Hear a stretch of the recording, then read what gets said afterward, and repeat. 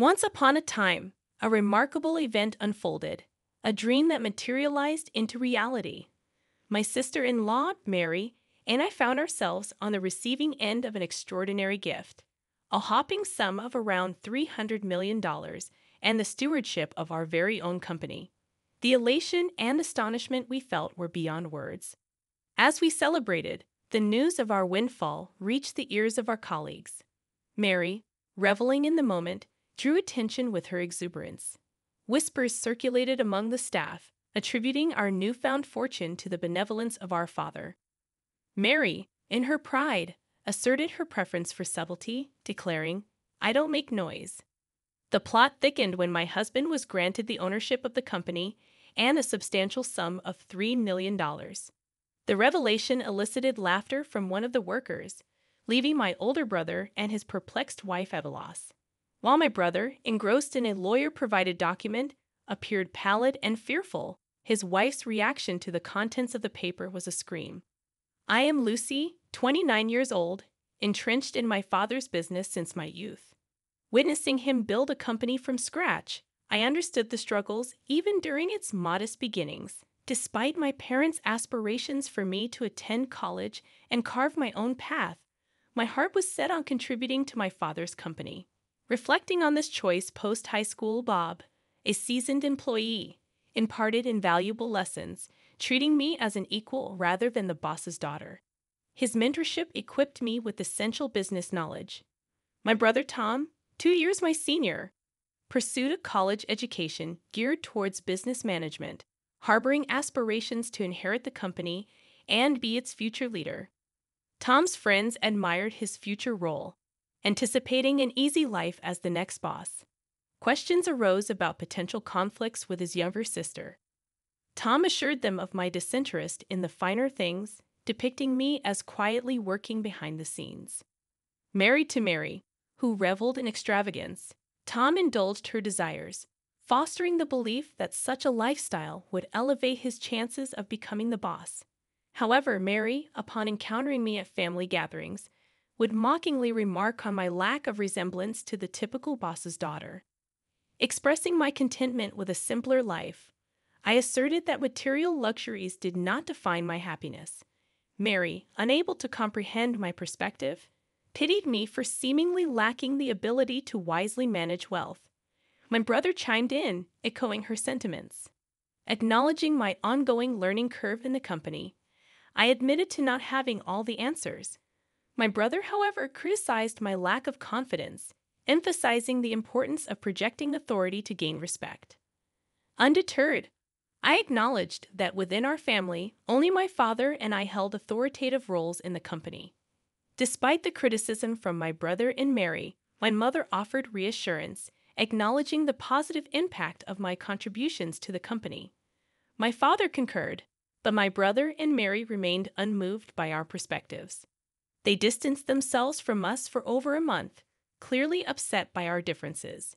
Reflecting on that challenging period, I suggested to my parents, Tom and Mary can say whatever they want. Despite this, my brother and Mary continued their extravagant lifestyle, dining at upscale restaurants and embarking on lavish vacations. They aimed to maintain the facade that my brother was the future president of the company. During this time, my father devoted himself to expanding the business. However, one evening, he began complaining about chest pain. Concerned, I urged him to relax and promised to call an ambulance. In the midst of his distress, he pointed to a drawer, whispering, "There's a letter for you in there. If anything happens to me, read it. The rest is for the lawyers." Unfortunately, he lost consciousness before the ambulance arrived and never woke up again, eventually passing away. My brother and Mary, away on vacation, returned a couple of days later, acting as though their delay was inconsequential. At the funeral, my brother casually mentioned, "We're relieved we got back in time. Who would have thought that Dad would pass away while we were on vacation?" His nonchalant attitude left me taken aback, as if he didn't grasp that my mother and I were left to handle everything on our own. Seeking a private moment to address my brother, I asked, "Did you have a chance to come home earlier?" He replied, "I couldn't because I had already booked our flight back," showing no remorse. Later, addressing the employees, my brother proudly asserted, "Thank you all for your help. From now on, trust me to take over my father's place in a good way." Mary chimed in, praising his dignity and expecting admiration. Annoyed by my brother's late arrival and arrogant demeanor, I guided them to the ceremony's meal table. Throughout the meal, my brother continued his proud act, questioning the food's quality. Attempting to calm him down, I reminded him that my mother and I had already discussed and approved the menu. I asserted my independence, stating, "I don't want you telling me what to do. This is why people don't really understand what it means to be a president." His arrogance extended to ordering around the employees, including Bob, a longtime staff member. I intervened, cautioning him against being rude and reminding him to show humility. "Tom, don't be so bold. They're not just mere employees. You should show some humility," I urged, attempting to reason with him. "These guys should respect me more. I'm the president." My brother replied with a lot of arrogance. Mary joined in, saying, "That's right, Lucy. Stop talking back to Tom, the president of the company. If you don't listen, he can fire you. He has the power." As my brother and Mary were making a scene, a man appeared and said, "I'm sorry to interrupt.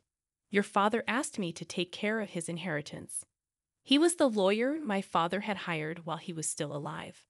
I recalled my father mentioning a lawyer, and it turned out he had thought about what would happen after he was gone. My brother and Mary got excited when the lawyer mentioned inheritance. They welcomed him into their room with smiles, eager to get things done quickly.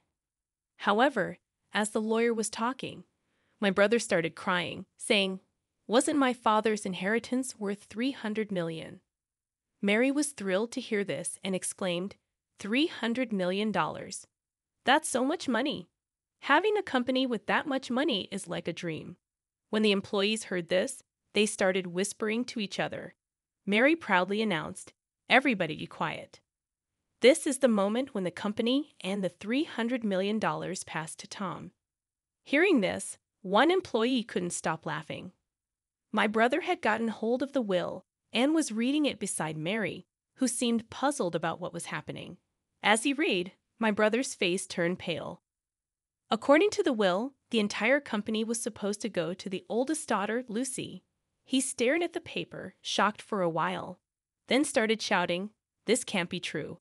This is wrong." In a serious tone, the lawyer said, "This is a will that's legally valid." My brother's voice became tighter and more strained, saying, "I don't care about this. How can Lucy be the president instead of me? Maybe Dad was just getting old and confused." The lawyer continued, "Yes, your father's judgment might not have been clear. A will made by someone who is not thinking straight might not hold up." Hearing this, I couldn't bear it any longer. I couldn't let these two people insult my dad, who was a good person. I couldn't let even family members bring down his reputation. The idea of my brother becoming the president seemed completely unthinkable to me. My words seemed to anger my brother even more. "What are you saying? Are you trying to say I'm not good enough to be the president?" I replied without hesitation, "You're right. How can you lead the company if you've never really helped it?" "Don't be ridiculous," my brother protested. "Mary and I even built a huge house that's fit for a president. We went to great lengths to make me look the part." I retorted, "By building a mansion that's not suitable for someone in your position. Or by spending too much money on fancy restaurants? That's not good for the company's image. Money is important, but it's not the only thing. Besides, didn't Dad cover most of the costs for the house and any extravagant lifestyle?" My brother challenged, "How would you know all that?" I explained, "Just before he passed away, Dad left me a letter. In that letter, he outlined all the money he had spent on you and mentioned that it would be considered your gift during his lifetime. So your share of the inheritance is practically nothing." Mary was alarmed when she heard this. "Hold on a second. Is this supposed $300 million inheritance already spent? That doesn't seem fair if we got so little from it." An employee who had previously laughed suddenly stepped in and told Mary that the $300 million came from the company's funds, not from personal assets. I believe all of us employees here are well aware of that, the employee added. Can money from the company even be inherited? Mary wondered aloud. I informed her, no, it can't. The money from the company isn't meant for the family to inherit. So I'm pretty sure that your share, Mary, would be minimal. Mary was saddened by this revelation. That's really disheartening.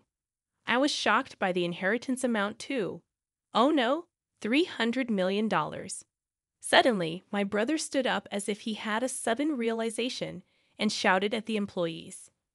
Do you really want your company president to be someone as plain as Lucy? You should believe that I'm more qualified. I have the same kind of charisma that my father had. However, none of his colleagues agreed with him. Bob stepped forward and began talking to my brother. Your father was a charismatic man who started the company. But you and he aren't the same person. What you're showing is arrogance, not charisma. My brother grew angry as the employee calmly refuted him. Tom, you might be part of the company, but we rarely see you actually working, Bob pointed out. Growing frustrated, my brother argued. That's because I don't have time to do any of the regular work. I'm busy networking with others. I don't have time for tasks anyone can do. Bob continued, networking isn't everything. Lucy works diligently every day to understand the company better. She quietly handles her responsibilities behind the scenes. Bob's words seemed to resonate with everyone present. I feel the same sincerity in Lucy as I saw in your father. Lucy is the right person for the job, he concluded. Everyone at the company nodded in agreement. Touched by their support, I said, Thank you so much. Honestly, I'm surprised by this sudden news, but having seen my father's dedication to the company, I care about it just as deeply as all of you do. I look forward to your continued help. The employees clapped warmly, and I bowed to them deeply. Encouraged by the applause, I spoke firmly. All of you here are important friends who have contributed to our business. Anyone who ignores your efforts is not fit to be an employee, let alone the company's president. Yes, even the president can be fired. My brother grew annoyed hearing this. What are you even saying? I'm your brother. I responded, I mean exactly what I said. You even mentioned that if you became president, you might fire me. He exclaimed, Ah, how can you say this? I'm family. I remained steadfast. I can't keep an inefficient employee on the payroll just because he's related. This is completely absurd. He looked around, his face full of desperation, and pleaded for support from those present, but the employees simply stared back with cold expressions. Realizing he had no allies, my brother and Mary left the scene. After that, Tom lost his job and relied on the small inheritance he had received. However, the funds dwindled quickly, and he turned to me, asking for a loan. Disappointed by my brother's lack of effort, even after being fired, I firmly told my mother not to give him any money. His friends, who had once supported him, abandoned him when they found out he lost the presidency to his sister. Mary, who had expected to be the company president's wife, found herself in a tough spot. Eventually, they decided to sell their mansion. The money from the sale allowed them to sustain their lifestyle for a while. However, with no income, their savings diminished rapidly. They reached a point where they had nothing left to sell and couldn't afford their living expenses. When they tried to find work, no one would hire them due to their lack of experience. Tom managed to get a part-time job at a convenience store, a role he was unfamiliar with. He faced criticism from younger part-time employees. Mary's situation changed as well. She couldn't continue as a full-time housewife. She joined a group of part-time housewives and worked as a cashier at a supermarket from morning to night, earning a modest monthly salary.